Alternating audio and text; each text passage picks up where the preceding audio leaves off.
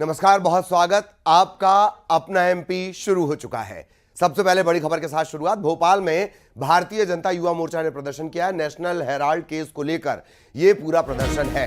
भारतीय जनता युवा मोर्चा ने राहुल गांधी का पुतला भी फूंका है। पुतला दहन के दौरान पुलिस से झड़प भी हो गई। पुतले में आग लगाते ही पुलिस ने पुतला बुझा दिया। इससे युवा मोर्चा के कार्यकर्ता आक्रोशित हो गए और दोबारा से पुतले में आग लगाई। भोपाल से बड़ी खबर आपको बता दें, भारतीय जनता युवा मोर्चा का प्रदर्शन नेशनल हेराल्ड केस को लेकर यह पूरा प्रदर्शन। राहुल गांधी का पुतला जलाया जा रहा था। पुतला जलाने के दौरान पुलिस से झड़प हो गई। जैसे ही आग लगी पुलिस ने आग बुझा दी। क्यों बुझा दी भाई? उसके बाद फिर से आग लगाई गई, ऐसा भारतीय जनता युवा मोर्चा का कहना है। आक्रोशित कार्यकर्ताओं ने दोबारा से इस पुतले को फूंक दिया। न्यूज 18 मध्य प्रदेश छत्तीसगढ़ पर एक्सक्लूसिव तस्वीरें आप देख रहे हैं। पुतला दहन के दौरान पुलिस से झड़प के हालात बन गए।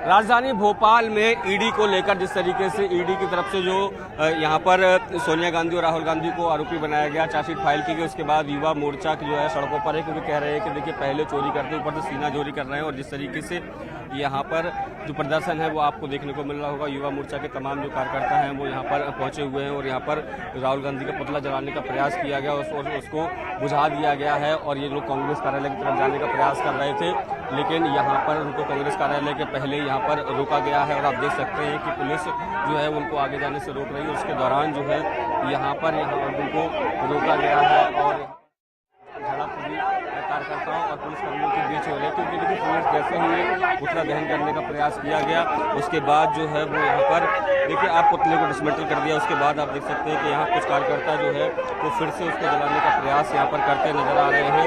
और पुलिस से भी यहाँ पर देखिए झड़प होती आपको नजर आ रही होगी कि देखिए युवा मोर्चा के कार्यकर्ता जो है वो इस बात को लेकर अड़े हुए हैं कि वह जो है वो कांग्रेस दफ्तर की तरफ जाना चाहते हैं, लेकिन यहाँ पर उनको कांग्रेस दफ्तर नहीं जाने दिया जा रहा। पुतला जलाने का प्रयास किया गया और उसको भी जो है वो बुझा दिया गया था। अब उसके बाद फिर से एक बार उसको पुतले को जलाया गया है। तो ये बताता है किस तरीके से लगातार जो है वो सड़कों पर इस बात को लेकर सियासत जो है पूरी तरीके से गरमाई हुई फिलहाल ये है राजधानी भोपाल है पूरे प्रदेश में नजर आ रही है। देखिए राहुल गांधी के खिलाफ जो है वो यहाँ पर देख सकते हैं किस तरीके से यहाँ पर जो है वो विरोध प्रदर्शन है युवा मोर्चा की तरफ से किया जा रहा है। युवा मोर्चा के प्रदेश अध्यक्ष जो वैभव पवार की अगुवाई में ये पूरा कार्यक्रम। इधर इंदौर में उस वक्त हड़कंप मच गया जब पंजाब नेशनल बैंक की शाखा को बम से उड़ाने की धमकी दी गई।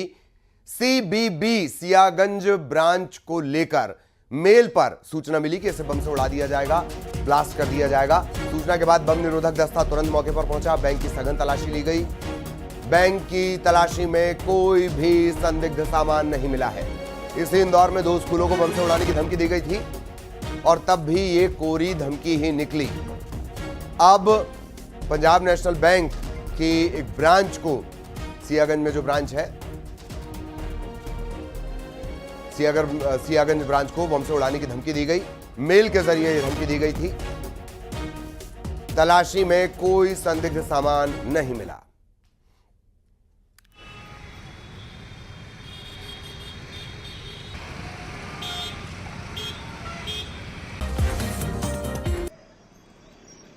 इससे पहले इंदौर में 2 स्कूलों को भी बम से उड़ाने की धमकी दी गई थी। मेल के जरिए ये धमकी भेजी गई थी।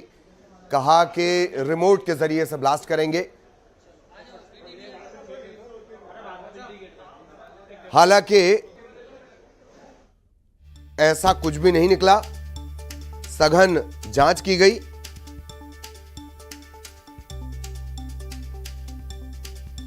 अज्ञात व्यक्ति ने मेल किया है कि वो जो जीजी टावर में एक पंजाब नेशनल बैंक है, वो बैंक में बम प्लांट किया गया है, जो वो 2 बजे उसको ब्लास्ट करेगा रिमोट से। इस संबंध में हम लोग सब यहाँ पर आए हुए हैं और BDDS हमारी टीम चेक कर रही है। जो भी सिक्योरिटी मेजर्स हैं उनको अपनाया जा रहा है। पूरा हमने सर्च करा लिया, कुछ नहीं मिला। लगातार हमारी इंदौर में पंजाब नेशनल बैंक को ईमेल के माध्यम से बम उड़ाने की धमकी मिली है। फिलहाल इस वक्त पंजाब नेशनल बैंक के अंदर ही डॉग स्क्वाड और बम निरोधक दस्ता की टीम BDS की टीम यहाँ पे मौजूद है। चप्पे चप्पे को जांचा जा रहा है। फिलहाल देखिए तस्वीर हम आपको दिखा रहे हैं जहाँ पर बैंक के एक एक कोने को जांच की जा रही है। कोई भी संदिग्ध वस्तु कहीं बैंक के अंदर तो नहीं है। एक एक जगह पर इस वक्त जांच चल रही है। सघन जांच बैंक के अंदर की जा रही। पूरे बैंक के परिसर में सर्च ऑपरेशन चल रहा है। ये डॉग स्क्वाड की टीम आपको तस्वीरों में नजर आ रही है। और बंगाल हिंसा को लेकर पंडित प्रदीप मिश्रा का बड़ा बयान सामने आया। बंगाल में रोज सनातन पर चोट हो रही है। मैडम बैठे बैठे देख रही हैं। मैडम को सुधारने के लिए कथा करनी पड़ेगी। ममता को राजस्थान की धूल का तिलक करो, तब समझेंगी सनातन कितना मजबूत है। ये कह रहे हैं प्रदीप मिश्रा। बंगाल के हालात पर कथावाचक पंडित प्रदीप मिश्रा का बड़ा बयान सामने आया है। बंगाल में रोज सनातन पर चोट हो रही है और मैडम बैठे बैठे देख रही हैं। मैडम को सुधारने के लिए कथा करनी पड़ेगी। बंगाल में रोज की हिंसा चल रही है और वो मैडम बैठी बैठी देख रहे। वहाँ की मुख्यमंत्री प्रतिदिन बंगाल में सनातनियों पर चोट पहुंचाई जा रही है, पर कहते हैं विनाश काले विपरीत बुद्धि। अब तो लगता है कि उस मैडम को सुधारने के लिए भी एक शिव महापुराण की कथा करना पड़ेगी बंगाल के ही क्षेत्र। तब समझे कि कहाँ बुद्धि जा रही है। वो बंगाल की मैडम को बुलाओ और राजस्थान की धूल का तिलक लगाओ, तब समझ में आएगा कि सनातन धर्म है क्या। कोई सहयोगी शैलेंद्र हमारे साथ जुड़े हुए हैं। शैलेंद्र, बंगाल में बवाल, पंडित जी हुए लाल, नया मुद्दा दिया जी। बिल्कुल बिल्कुल, आपने ठीक कहा कि बंगाल के मुर्शिदाबाद में जिस तरीके से लगातार बवाल कटा हुआ है, खासकर हिंदुओं को जिस तरीके से वहाँ से पलायन करना पड़ रहा है, उसके बाद अब जो है वो जो पहले पंडित धीरेन्द्र कृष्ण शास्त्री और अब जो है वो जो प्रदीप मिश्रा भी इस पर आपत्ति जता रहे हैं और कह रहे हैं कि देखिए कितने गलत बात है कि सनातन को लेकर लगातार वहाँ पर सनातन पर प्रहार किया जा रहा है, हिंदुओं पर प्रहार किया जा रहा है और वहाँ की जो मुख्यमंत्री हैं यानी जिनको वो मैडम कह के संबोधित कर रहे हैं कि वो चुपचाप बैठी हैं और ऐसे में वो कह रहे हैं कि एक कथा जो है वो बंगाल में भी करनी पड़ेगी, शिव पुराण बंगाल में करना पड़ेगा और उनको बताना पड़ेगा कि सनातन आखिर क्या है। इसके साथ ही चूंकि वो राजस्थान की धरती पर इस समय है और यही कह रहे हैं कि उनको राजस्थान लाया जाए और राजस्थान में उनको राजस्थान की मिट्टी से उनको तलक किया जाए, तब उनको सनातन समझ में आएगा। देखिए लगातार जिस तरीके से जो हिंसा की घटनाएं सामने आती हैं, चाहे वह गुना की हो या फिर मुर्शिदाबाद की घटना हो या पिछले दिनों उत्तर प्रदेश में जिस तरह से घटना हुई, इस सब को लेकर जो है वो सनातन के जो संत हैं वो लगातार सरकार को घेरने का प्रयास करते हैं और वो लगातार ये कहते हैं कि हिंदुत्व लगातार खतरे में है। चाहे पंडित धीरेन्द्र कृष्ण शास्त्री की बात हो या पंडित प्रदीप मिश्रा की बात हो, लगातार ये बात करते हैं कि जो सरकारें हैं उनको ये चाहिए कि हिंदू धर्म और सनातन को सुरक्षित रखें, उनको इस तरह के कुठाराघात ना होने दें। बिल्कुल बिल्कुल, बहुत धन्यवाद आपका इस तमाम जानकारी के लिए। सहयोगी शैलेंद्र विस्तार से जानकारी दे रहे थे। इधर होशंगाबाद की कांग्रेस नेता सरला मिश्रा की संदिग्ध मौत की फिर से जांच होगी, कोर्ट ने आदेश दिए हैं। उधर इस मामले पर सियासत गर्म है। कांग्रेस ने बीजेपी पर दबाव बनाने के आरोप लगाए। यह भी कहा कांग्रेस डरने वाली नहीं। 14 फरवरी 1997 का यह पूरा मामला है। राजधानी भोपाल में होशंगाबाद की कांग्रेस नेता सरला मिश्रा की संदिग्ध परिस्थितियों में मौत हो गई थी। सिविल जज सीनियर सेक्शन कोर्ट की जज पलक राय ने इस मामले की फिर से जांच के आदेश दिए हैं। 28 साल बाद परिजनों में फिर से न्याय की उम्मीद जगी है। परिजनों ने तत्काल कांग्रेस सरकार के पदाधिकारियों पर गंभीर आरोप लगाए थे।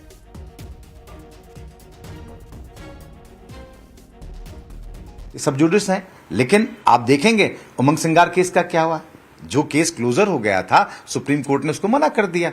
अभी फिर कोर्ट में वो खुला है, आने के जब तथ्य नहीं है वहां पे क्लोज हो जाएगा। तो ये आप इन सब मामलों को लेकर आप डरा नहीं सकते हैं। आप ये भी देखना होगा, इसमें बड़ी एक महत्वपूर्ण बात है कि ये बहुत लंबे समय बाद फिर से निकलते हैं, तो कहीं ना कहीं उन पारिवारिक जनों को, उन सब लोगों को किस तरीके से भारतीय जनता पार्टी क्या करती है ये तो ईश्वर जाने, लेकिन उनका अंतर्गत परिणाम क्या होता है। क्या किसी भी इस तरह के मामले में कोर्ट ने फैसला दिया? क्या कोर्ट ने वही बातें मानी जो पूर्व में थी? तो इन मामलों से कोई कांग्रेस डरने वाली नहीं है, घबराने वाली बात नहीं है। अब ये 20 साल बाद इस तरह के गड़े मुर्दे उखाड़ना है, खूब उखड़े, क्या फर्क पड़ता है उससे। और इधर दिग्विजय सिंह ने सरला मिश्रा मौत मामले की दोबारा जांच को लेकर कहा कि पहले भी जांच हुई, फिर से जांच हो रही है तो स्वागत है। अपने ऊपर लगे आरोपों पर कहा कि ये पहली बार नहीं है, ये कई सालों से हो रहा है।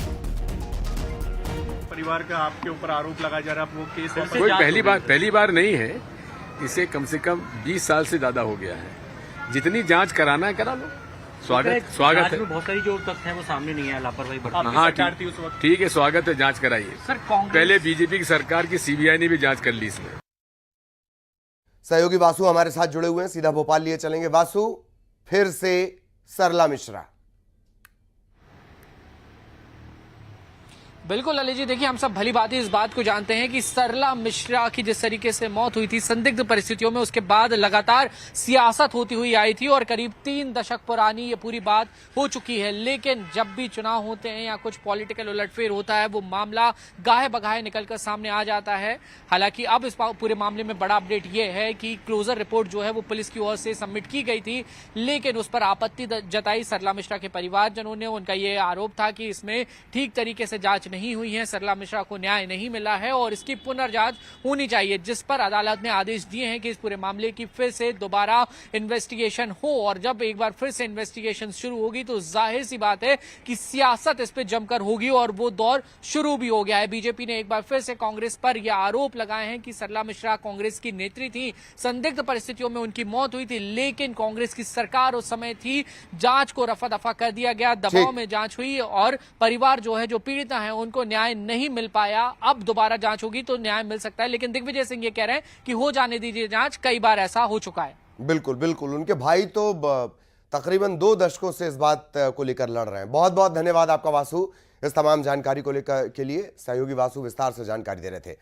खबर श्रीनगर से, जहां अचानक आए तूफान में फंसकर एक शिकारा डल झील में पलट गया, 4 पर्यटक पानी में गिर गए। स्थानीय लोगों ने इन्हें तुरंत बचा लिया। अचानक आए तूफान की वजह से शिकारे ने बैलेंस खो दिया और डल झील में पलट गया। श्रीनगर से बड़ी खबर, अचानक तूफान आया और ये तस्वीरें आप न्यूज़ 18 मध्य प्रदेश छत्तीसगढ़ पर एक्सक्लूसिव तस्वीरें आप देख रहे हैं। ये शिकारा था, अचानक से तूफान आया, शिकारा ये नाव जो चलती है डल झील में, और ये पलट गई। पर्यटक इसमें सवार थे, सैलानी इसमें सवार थे, 4 पर्यटक ये पानी में गिर गए। हालांकि तुरंत तत्काल इन्हें बचा लिया गया। तूफान की वजह से ये शिकारा अपना बैलेंस, शिकारे का बैलेंस खराब हुआ और वो पलट गया।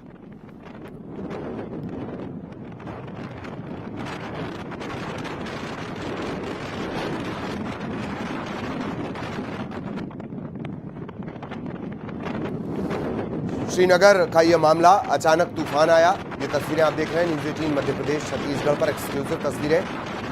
अचानक आए तूफान के चलते डल झील में शिकारा चल रहा था, सैलानी इसमें सवार थे और ये अचानक पलट गया।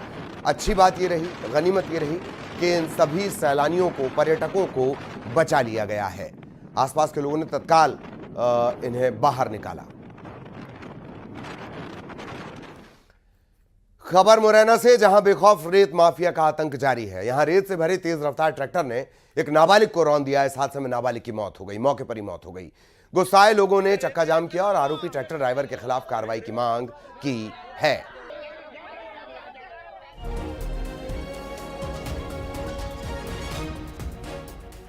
मुरैना का पूरा मामला, जहां रेत से भरे तेज रफ्तार ट्रैक्टर ने नाबालिग को रौंद दिया, मौके पर ही उसकी मौत हो गई। खबर शाहजहांपुर से, शराब दुकान के खिलाफ स्थानीय लोगों ने मोर्चा खोल दिया। शराब दुकान हटाने की मांग को लेकर प्रदर्शन किया गया, चक्का जाम तक कर दिया गया। प्रदर्शन कर रहे लोगों ने शिवपुर खतौली मार्ग को जाम कर दिया। इस दौरान एक एम्बुलेंस का रास्ता भी प्रदर्शनकारियों ने रोक लिया। घटना की जानकारी मिलते ही पुलिस और प्रशासन की टीम मौके पर पहुंची, लोगों को शराब दुकान हटाने का भरोसा दिलाया और इसके बाद ये जाम खत्म हो सका।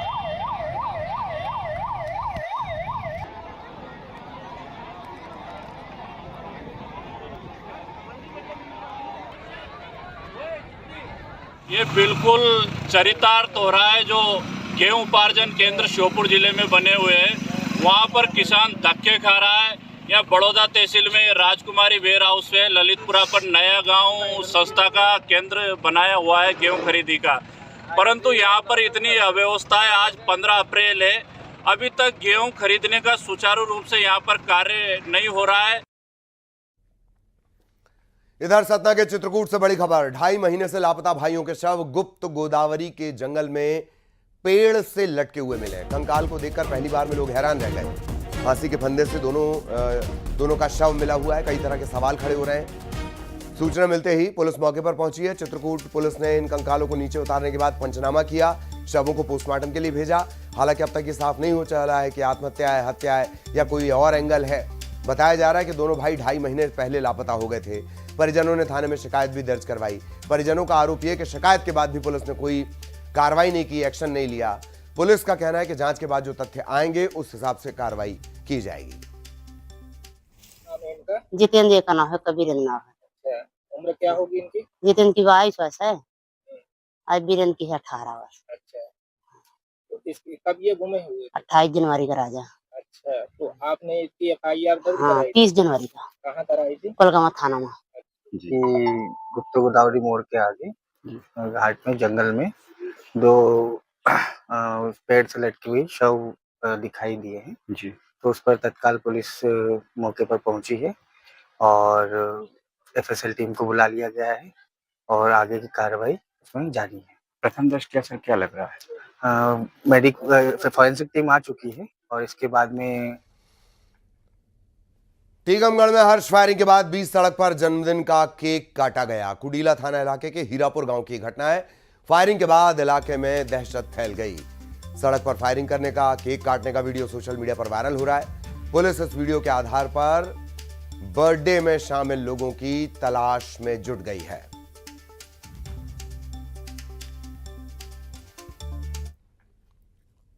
बात बैतूल की, जहां बोरवेल खनन की मंजूरी देने के नाम पर SDM ऑफिस के क्लर्क के द्वारा रिश्वत मांगने का मामला सामने आया। किसान से 30,000 की घूस मांगने का एक वीडियो भी सामने आया है। वायरल वीडियो के आधार पर अधिकारियों ने कार्रवाई करते हुए रिश्वत मांगने वाले क्लर्क का ट्रांसफर कर दिया। वहीं कलेक्टर को क्लर्क के खिलाफ कार्रवाई करने का प्रस्ताव भेजा गया है।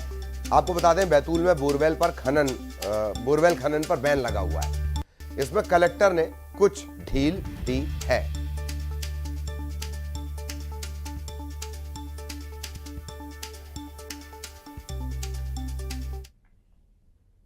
सौरभ शर्मा मामले में एक और बड़ा खुलासा। सूत्रों की माने तो पुणे की एक बैंक में सौरभ के करोड़ों रुपए जमा हैं और सौरभ एंड कंपनी को फंडिंग के नाम पर ये करोड़ों रुपए मिले हैं। निजी हॉस्पिटल के एक संचालक डॉक्टर ने कंस्ट्रक्शन के काम के लिए चेतन को तकरीबन 6 करोड़ रुपए दिए और इसके लिए किसी तरह की कोई लिखा पढ़ी नहीं की गई थी। सौरभ शर्मा मामले में एक और बड़ा खुलासा। सूत्रों के हवाले से खबर हम आपको बता रहे हैं, पुणे की बैंक में सौरभ के करोड़ों रुपए जमा हैं।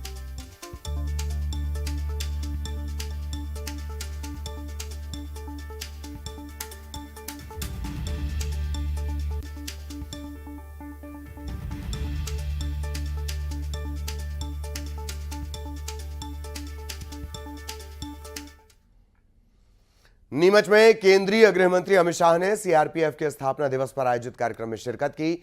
अमित शाह ने शहीद जवानों के योगदान को याद किया, साथ ही कहा कि उनके योगदान को स्वर्णाक्षरों में लिखा जाएगा। केंद्रीय गृह मंत्री ने भव्य परेड की तारीफ की और यह भी कहा कि CRPF की वजह से 4 जिलों में नक्सली सिमट गए हैं। अमित शाह ने कोबरा बटालियन की तारीफ की, कहा जब जवान ऑपरेशन के लिए निकलते हैं तो नक्सलियों की रूह कांप जाती है। उन्होंने आशा जताई कि PM ने 31 मार्च 2026 को नक्सलियों के देश से खात्मे का जो लक्ष्य रखा है उसे सुरक्षा बल जरूर पूरा करेंगे। गृह मंत्री ने जम्मू कश्मीर में शांतिपूर्ण चुनाव कराने के साथ साथ संसद पर आतंकी हमले को नाकाम करने के लिए जवानों की तारीफ की। अमित शाह ने बेहतर प्रदर्शन करने वाले जवानों का सम्मान भी किया।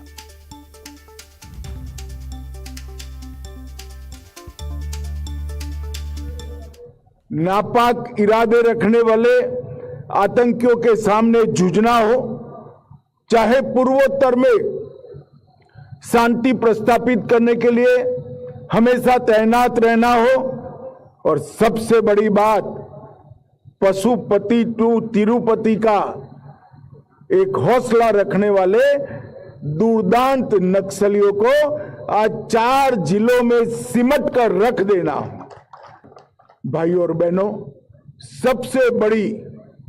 सबसे बड़ी कामयाबी सीआरपीएफ के इतिहास में लिखी जाएगी। वो अनेक सालों तक याद रखी जाएगी कि इस देश को नक्सलवाद से मुक्त करने में सीआरपीएफ ने बहुत बड़ा योगदान दिया है। आज भी दुर्दांत नक्सली भी जब उनको समाचार मिलते हैं कि कोबरा के जवान उनकी ओर गति से बढ़ रहे हैं तो उनकी रूह कांप जाती है। इस प्रकार का एक बहुत बड़ा शौर्य का परिचायक सीआरपीएफ की कोबरा बटालियन बनी है। विगत 5 साल में नक्सल क्षेत्र के अंदर 400 से ज्यादा फॉरवर्ड ऑपरेटिंग बेस स्थापित किए हैं और इसी का कारण है कि 10 साल में नक्सल हिंसा में 70% से ज्यादा कमी आई है और वो अब समाप्ति की ओर हम आगे बढ़ रहे हैं। मैं आज आशा व्यक्त कर जाता हूं कि नरेंद्र मोदी जी की सरकार ने जो प्रण लिया है 31 मार्च 2026 को इस देश में एक भी जगह नक्सलवादी उत्पात करने वाले लोग नहीं होंगे। इसमें सीएपीएफ को और विशेषकर इधर केंद्रीय गृह मंत्री के नीमच पहुंचने पर बीजेपी कार्यकर्ताओं ने नारेबाजी की। बीजेपी के कार्यकर्ताओं ने नारे लगाए, देखो देखो कौन आया, शेर आया, शेर आया, ये नारे लगाए। मौके पर मौजूद पुलिस ने कार्यकर्ताओं को जब रोकने की कोशिश की तो उनका कहना था कि अमित शाह भारत के शेर ही तो हैं। देखो देखो कौन आया, शेर आया, शेर आया, शेर आया, वाकई में भारत का शेर है, उसमें क्या है। देखो देखो कौन आया, शेर आया, शेर आया, देखो देखो कौन आया, शेर आया, शेर आया, देखो देखो कौन आया, शेर आया। खबर इंदौर से 8 महीने के बच्चे का अपहरण हुआ। इंदौर 1 के गौरीनगर इलाके से बच्चे को अगवा किया गया। बच्चे के अपहरण के बाद पूरे इलाके में दहशत है। मौके पर एडीसीपी पहुंचे। संदिग्ध महिला की पहचान हो गई है, ये उनका दावा है। इंदौर से बड़ी खबर, 8 महीने के बच्चे का अपहरण का मामला। इंदौर 1 गौरीनगर इलाके से बच्चे को अगवा किया गया। इसके बाद इलाके में दहशत है। एडीसीपी मौके पर पहुंचे हैं और संदिग्ध महिला की पहचान कर ली गई है। ये दावा पुलिस की तरफ से किया जा रहा है। बड़ी खबर आपको बता दें इंदौर से, जहां 8 महीने के बच्चे को अगवा किया गया है।